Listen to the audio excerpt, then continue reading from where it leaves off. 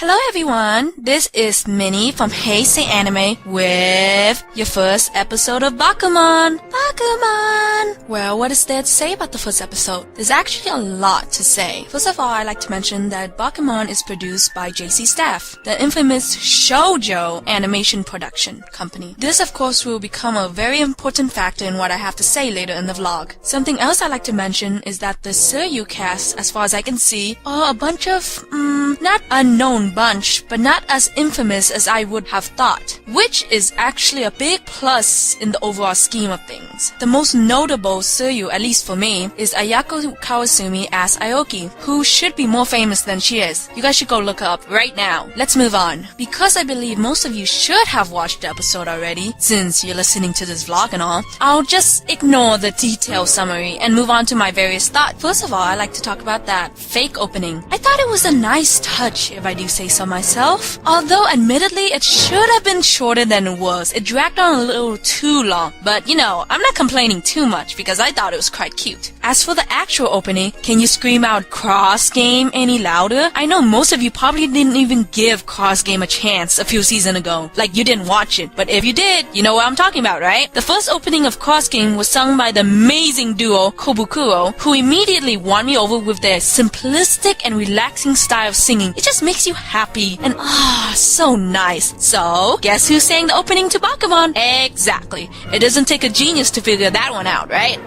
For the ending, I can't say I'm too fond of it. It's just not exciting to me. Oh well, except for the few seconds of Eiji and Fukuda shown there. I mean, I swear my fangirlness for those two are so off the charts that I was pretty much grinning the entire time I saw them in the ending. Oh, and for all of you who haven't read the manga, I'm pretty sure you'll love those two guys as much as I do. I swear it'll happen. It's like a rite of passage for Bakuman readers. You'll love them. Anyways, no more spoiling. Moving on. Now I know a lot of you will disagree with me on this, but I actually thought the pacing of the episode was extremely well done. There's just way too much to cover for this manga, and not enough time to cover it. So let's stick all the essential start-offs anime stuff out of the way in the first episode, be done with it, and move on to the juicy stuff later on. Animation-wise, it could be better, but who's complaining? It's JC Staff. They know what they're doing, right? They know how to handle their budget, so I'm not worried. The background music hasn't caught my attention quite yet, except for that one scene where Seiko and Shujin were talking to each other. That was a pretty epic moment, and with epic music, but I'm not sure it was quite fitting, but I'm sure I'll get used to it like I did with Chrome Shelled Regirls.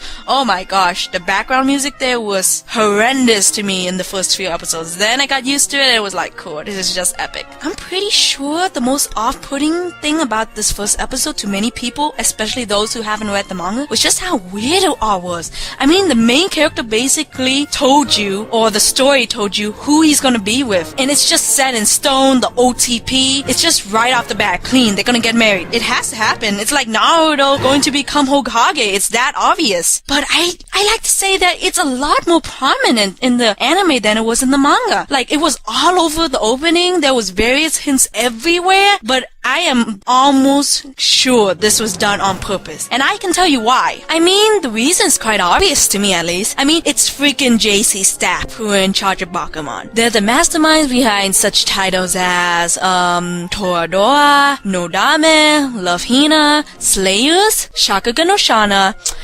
Kaicho wa Maid-sama, Honey and Clover, and many others that I can't really list off the top of my head right now. But let's also remember that they're the one responsible for bringing the love triangle from behind the lines to the battlefield in Valkyria Chronicles.